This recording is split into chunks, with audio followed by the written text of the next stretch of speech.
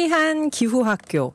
오늘은 코로나부터 수해 현장까지 굵직한 재난 현장에서 행정혁신을 이루신 행정 전문가분을 모셨습니다.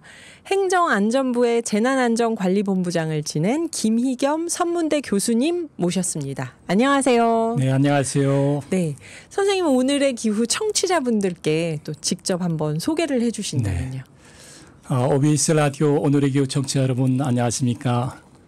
김희겸입니다. 오늘 여러분과 이렇게 함께 시간을 같이 하게 돼서 정말로 반갑습니다. 요즘 폭염이 계속되는데 얼마나 힘드신가요? 특히 오늘 말복이네요. 날씨는 뜨겁지만은 편안한 저녁 됐으면 좋겠습니다. 네, 선생님 오늘 말복인데 혹시 몸 건강을 위해서 챙겨 드신 게 있었을까요? 오늘 특별하게 좋은 음식을 먹지 못했지만은 평상시에 건강 잘 챙기고 있습니다. 맞습니다. 네. 그게 정답인 것 같아요. 선생님은 그 33년 동안 사실 공직 생활을 하셨잖아요. 네네. 거기서 재난 관련 행정 업무를 맡으신 기간은 33년 중에 한 어느 정도가 될까요? 제가 33년간 경기도를 비롯한 지방행정 또 행정안전부를 비롯한 국가행정을 다뤘는데 네. 아시다시피 공무원이 하는 일들, 특히 고위직으로 갈수록 하는 일들이 종합행정이기 때문에 재난 업무만 언제까지 얼만큼 했다를 꼭 집어서 얘기하기가 좀 쉽지가 않습니다. 네. 그렇지만은 제 공직생활의 마지막 부분은 유독 재난 업무하고 좀 많이 관련이 있었습니다. 네. 제가 이제 국민안전처 행정안전부에서 재난관리실장을 했었고 또 재난안전관리본부장으로서 우리나라의 재난안전 업무를 실무 총괄하는 그런 역할을 했었습니다. 네. 또 경기도에서 행정 2부사, 행정 1부사를 할 때도 그 당시 경기도에 유독 재난 사항들이 많이 발생돼서 마지막 공직에는 재난에 관련 일들을 좀 많이 담당했다고 하겠습니다. 네. 사실은 종합행정을 하시는 건데 전반적인 그렇죠. 행정을 하시는 건데 마지막에 재난 관련된 일들을 네네. 많이 겪으셨다 하셨는데요. 기억나는 현장이 혹시 어떤 거였을까요? 상당히 많죠. 많았을 것 같습니다. 재난 현장 또 재난 경험은 꽤 많이 한 편입니다. 네. 그렇지만은 그 중에서도 세월호 참사가 가장 기억에 남습니다. 세월호 참사가 발생된 해가 꼭 10년 됐네요. 2014년 그랬네요. 4월 16일인데 그때 제가 경기도 행정 2부사를 맡고 있었습니다. 네. 세월호 터지자마자 바로 진도에 있는 실내체육관으로 달려가서 밤 꼬박 새고 그 다음날 밤에 올라와가지고 안산시에 있는 올림픽 기념관에 임시 분향소를 설치한 후에 네.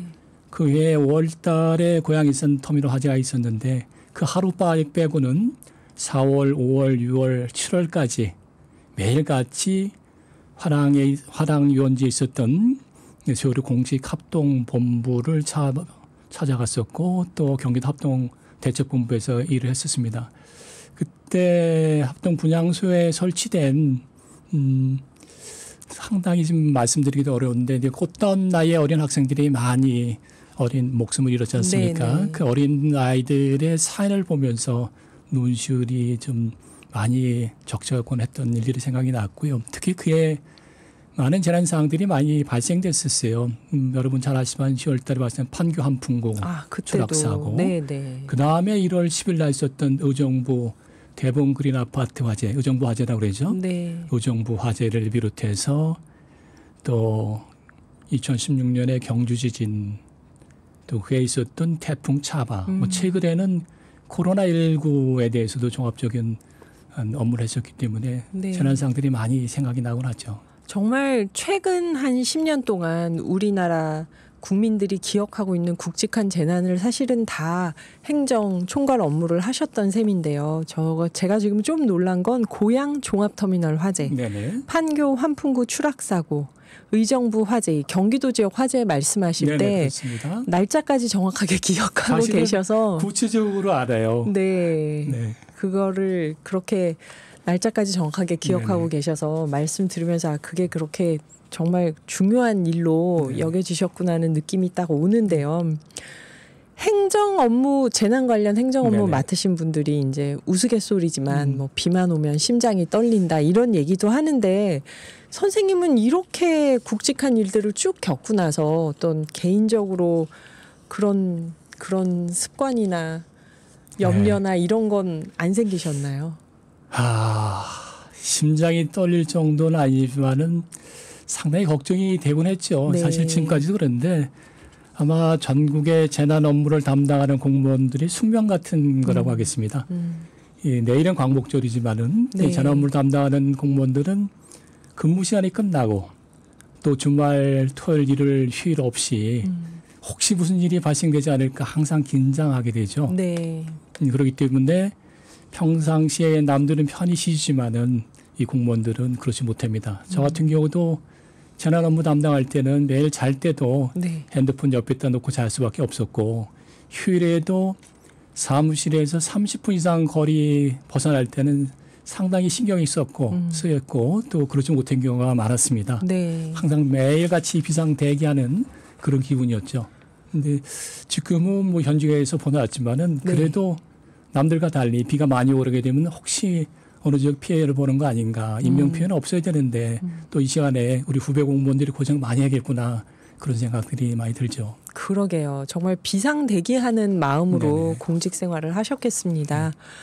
그 예전에는 홍수 발생하면 문자로 저희가 받을 때까지 20분이 걸렸는데 이거를 어떻게 바꿔서 지금은 이제 우리가 3분 안에 받는지 우선 예전에는 어떻게 이게 20분씩 걸렸을까요?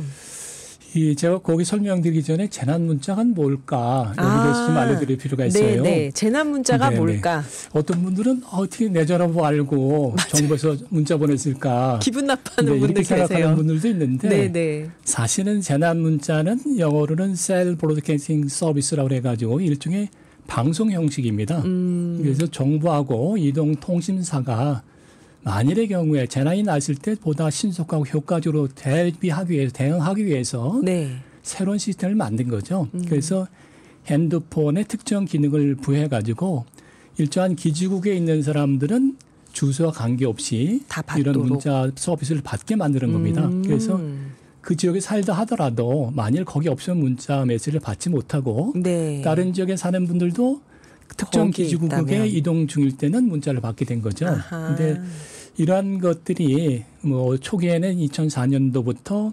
소방방재청하고 시범 사업으로 실시해 왔는데 본격적으로 의무화된 거는 2013년도에 네. 1월 1일 이후 출시되는 모든 LTE 폰에는 재난 문자 기능을 의무적으로 탑재하도록 되어 있었습니다. 근데 이것이 개발하기 전에는 이 통신 3사랑 같이 했는데 처음 할 때 4G 휴대폰을 대상으로 해서 이 표준 규격을 마련했어요. 네. 그래서 3G 폰 같은 경우는 수신 기능이 사실 없었습니다.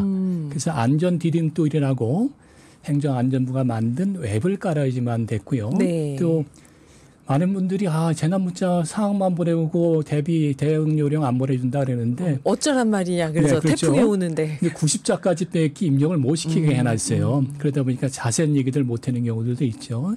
이런 걸 말씀을 드리고요.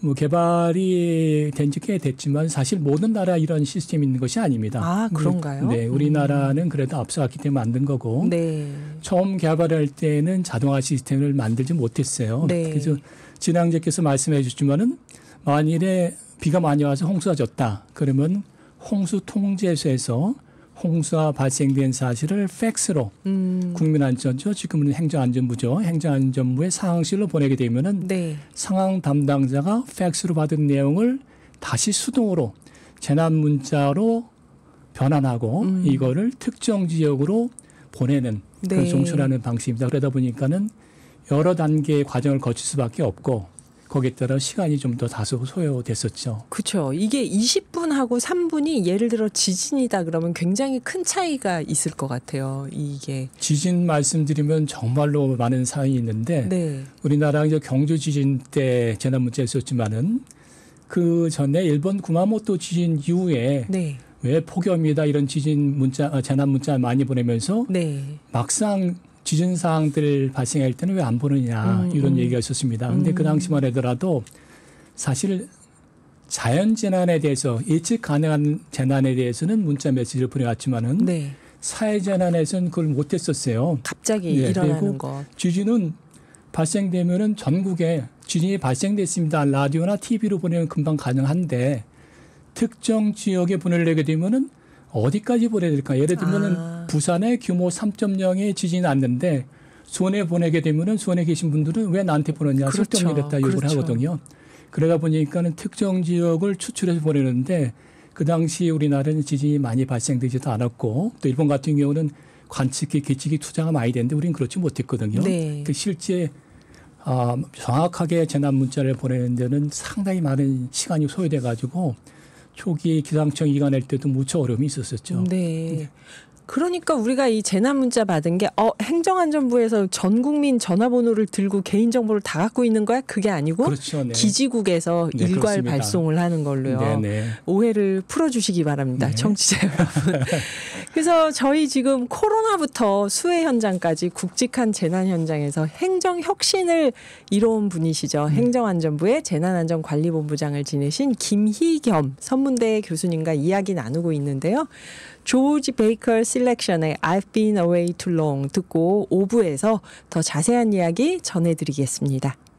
코로나부터 수해 현장까지 굵직한 재난 현장에서 행정혁신을 이뤄오신 분이죠.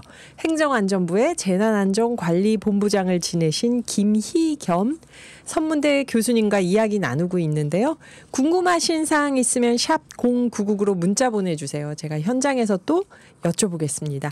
4부에 이어서 그럼 선생님 아까 4부 끝날 때 저희가 팩스로 받아서 네네. 손으로 문자를 보내고 그러면은 이제 한 20분 정도 시간이 걸렸던 얘기를 했는데 이게 지금 자동화 시스템 네네. 도입하면서 3분 이내로 단축이 네네. 된 거잖아요. 이때 도입하실 때도 여러 에피소드가 많았을 네네. 것 같습니다.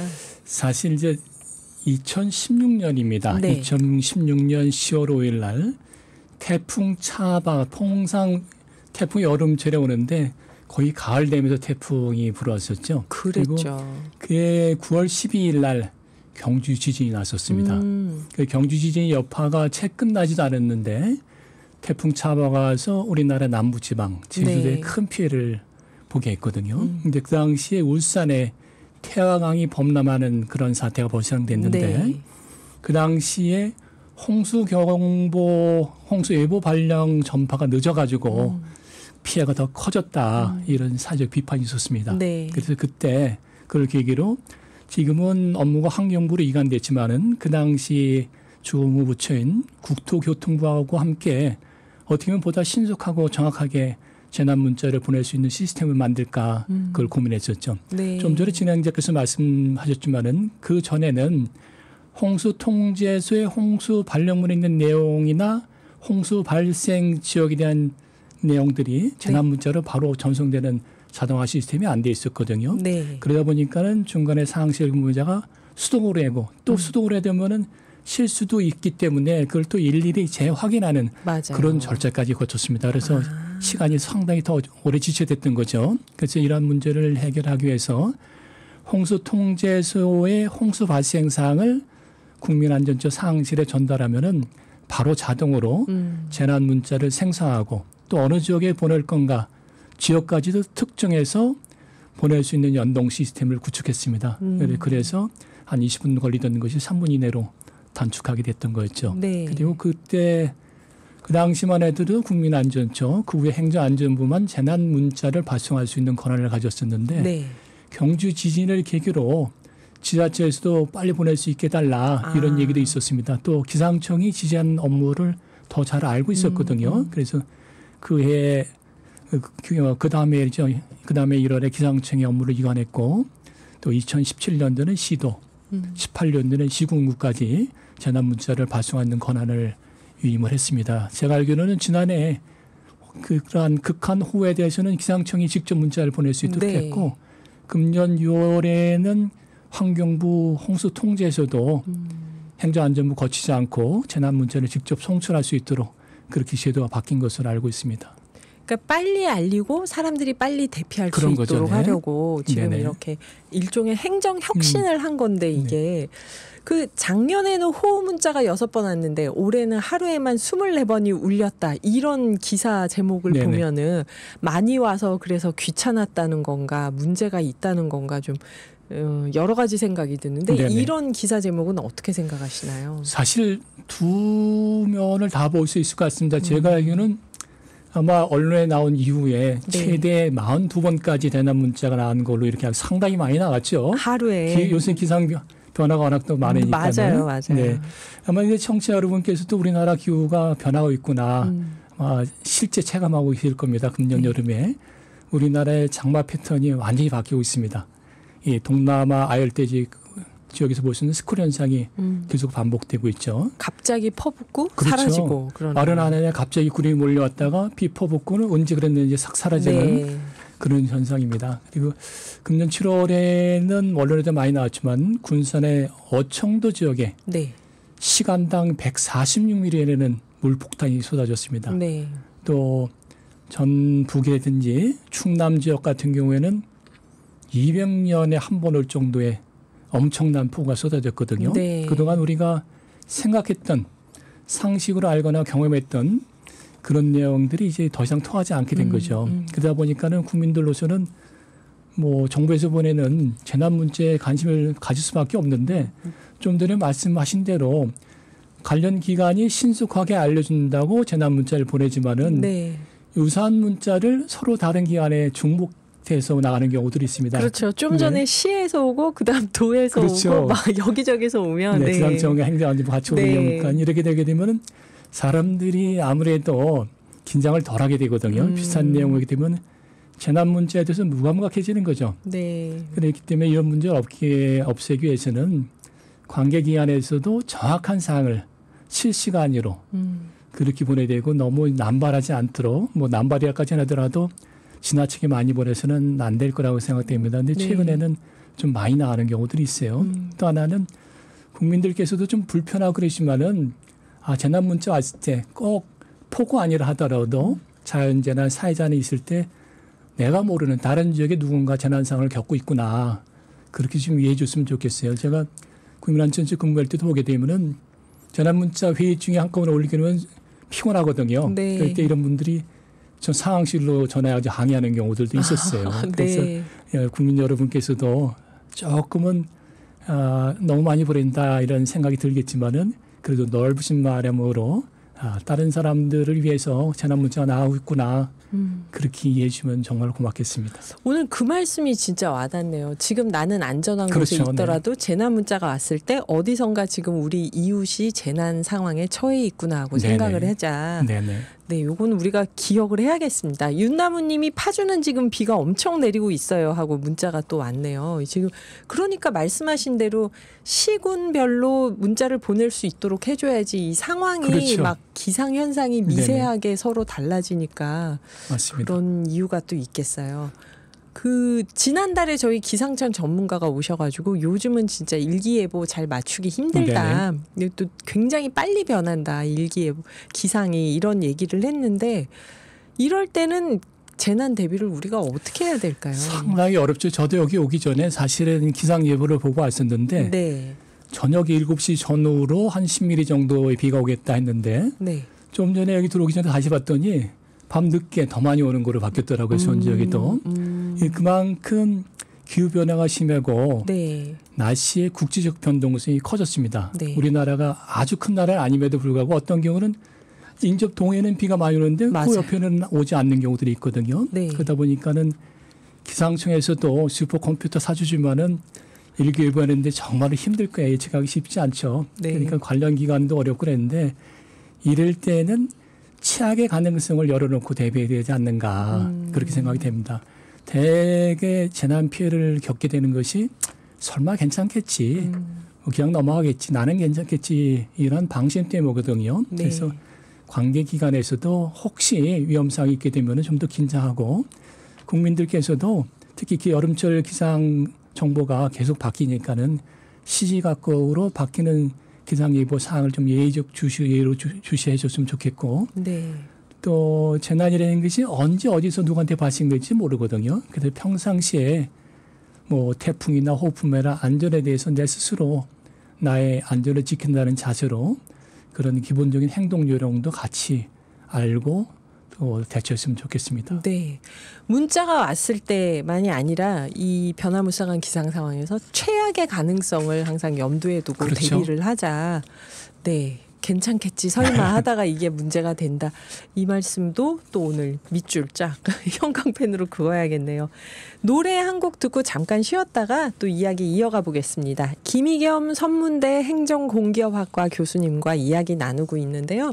워낙 공직 경험이 재난 관리를 담당했던 행정안전부에서 일하셨던 그 공직 경험이 풍부하셔가지고 지금 들으시는 분들이 아 그때 그랬지 하고 지금 생각들이 나실 것 같아요. 말씀 들으면서 그 세계 기상기구에서 기후위기 시대에 많은 가상 데이터를 효율적으로 처리하면 재난 피해를 줄일 수 있다.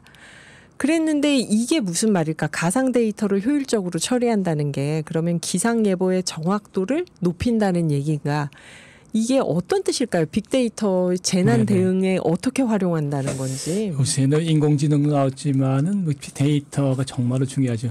아마 운전하시는 분들 중에 내비게이션 이용 안 하시는 분들이 없을 겁니다. 차량에 기본 장착돼 있다든지 아니면은 추가로 설치하는 경우들이 많은데 네. 과거에는 이런 일이 없었죠. 근데 지금은 모르는 길도 내비게이션 누르고 바로 갈 수 있고 또 아는 길도 어느 경로로 가야지 좀 빨리 가고 할 수 있는가 최저 경로까지 알 수가 있습니다. 네. 이것이 차량 이동에 대한 그 수많은 데이터가 실시간으로 확보가 되고 또 여기에 대한 것들이 적절히 활용할 수 있게 만들어졌기 때문인 것이죠. 네. 훨씬 편해졌죠. 네. 운전하는데도.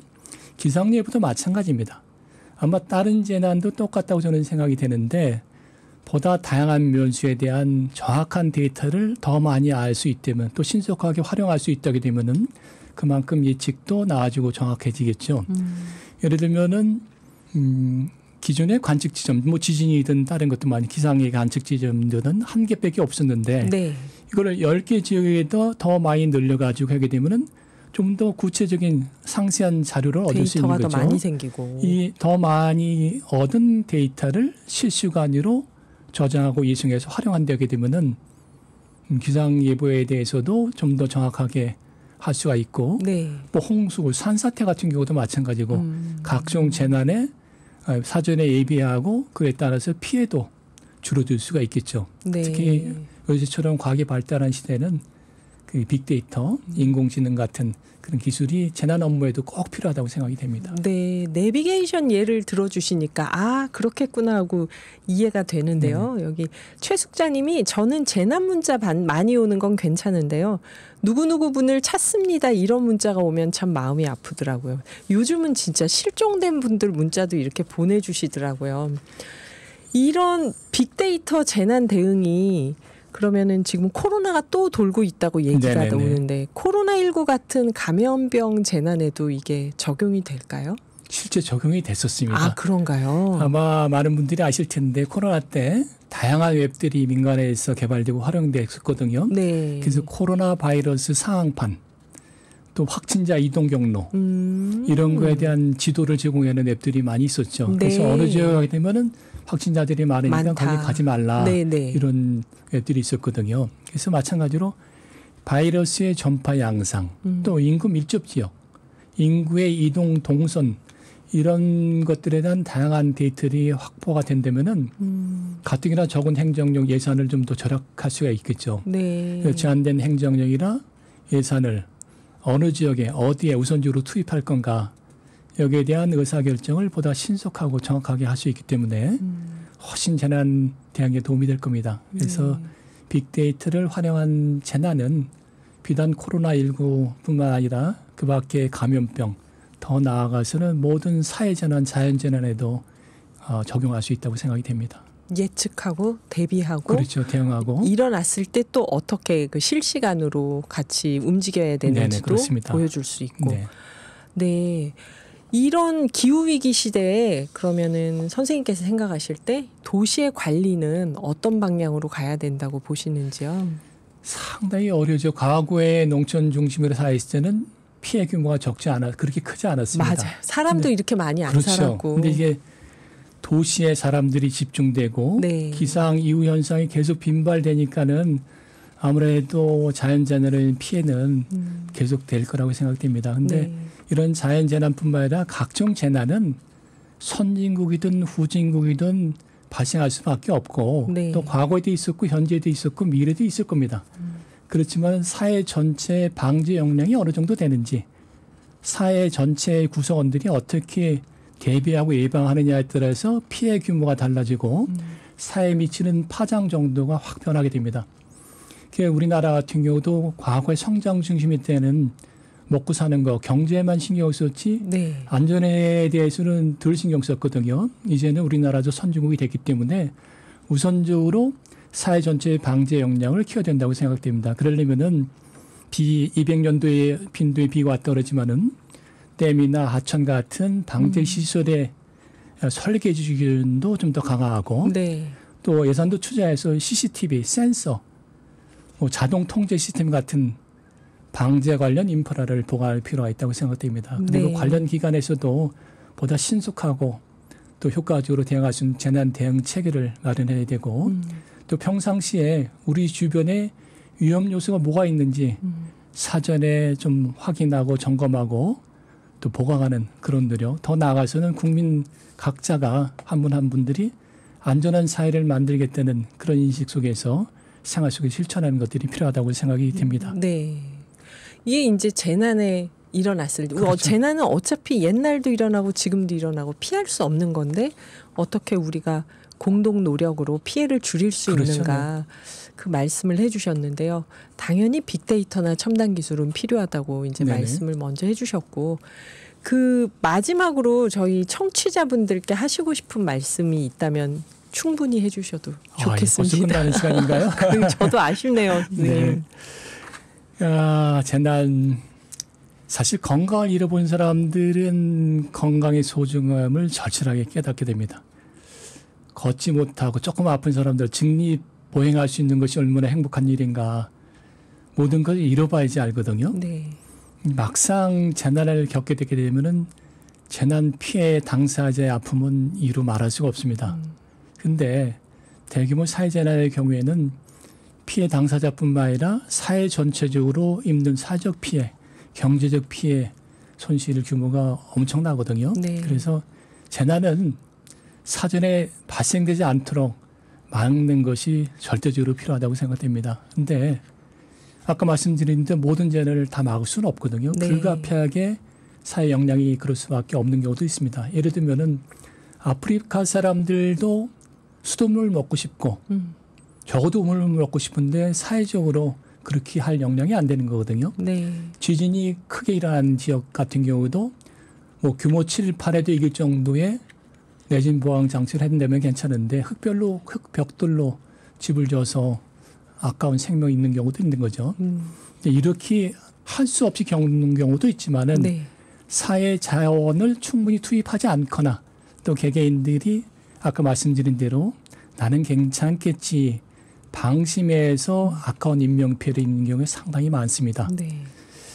들어보셨는지 모르겠지만 아마 진행자께서는 잘 아시겠지만은 나 모를 것 같아요. 1대 29대 300 혹시 아시겠습니까? 네. 하인리 법칙이 되는 게 있어요. 이게 뭐냐면 큰일이 일어나기 전에 그렇죠. 짜잘한 것들이 네. 먼저 신호를 준다. 대형 참사 한 건이 발생되기 전에는 그 전에 이미 29건의 경미한 부상 사고가 발생됐고 네. 또 300건의 무상해 사고가 발생했을 거라는 거죠. 아는 거여서 네, 다행이었습니다. 아시죠? 아시는 거. 예. 근데 이게 말하는 재난이라는 것이 어느 날 갑자기 발생되는 것이 아니고 인간의 비의도적인 부주의, 뭐 의도적인 경우도 비의도적인 경우도 있는데 네. 이런 것들이 오랜 기간 축적돼서 그 위험 요소가 어느 날 특정 시점에 표출되는 거라는 거죠. 그래서 한 가지 우리 청취자 여러분께 말씀드리면은 바쁠 때 빨간불일 때 사람 없으면은 그냥 지나가는 경우들이 있거든요. 네. 교통 신호 위반했을 때 한두 번은 괜찮습니다. 근데 반복적으로 이것이 누적되게 되면은 처음에는 사고가 나지 않겠지만은 조금 지나면은 이것이 반복돼서 돌이킬 수 없는 참사로 이어지는 경우거든요. 자전거 운전 같은 경우들도 마찬가지죠. 네, 네. 자전거 운전하신 분들이 막걸리 한잔 해고 가지 뭐 이런 경우들 불법이지 않습니까? 네. 안 되는데도 불구하고 망한 그런 경우들이 있거든요. 그래서 이랬을 경우에 당장은 괜찮겠지만은 이것이 누적되게 되면은 반드시 큰 피해를 입겠다. 참사를 겪을 수밖에 없다는 그런 생각으로 평상시에 주의를 해줬으면 좋겠습니다. 제가 여러 차례 말씀드렸지만은 청취자 여러분께서도 재난에 대한 안전 그 스스로 지켜야 됩니다. 국가가 모든 것을 책임을 진다 그러지만은 가까워 있는 사람들이 우선적으로 해줘야 되거든요. 재난에 대한 대비는 국가, 중앙정부, 지방자치단체만 할 수가 없는 것이고 국민 같이 합심해서 노력을 해야지만 됩니다. 그래서 일상생활에서도 여름철 태풍도 오고 폭우도 쏟아지고 그러는데 이럴 때 어떻게 할 건가. 또 화재 나는 경우가 많거든요. 네. 아시다시피 이태원 참사도 겪었는데 많은 사람들이 운집하는 경우에 이런 재난에 대해서 어떻게 막을 것인가, 사전에 예방할 것인가, 평소 안전수칙을 잘 숙지하시고 대응하고 평상시에 안전생활을 실천하는 그런 노력을 해주셨으면 하는 부탁의 말씀을 드리겠습니다. 네, 행정안전부 재난안전관리본부장을 지낸 김희겸 선문대 교수님과 이야기 나눴습니다.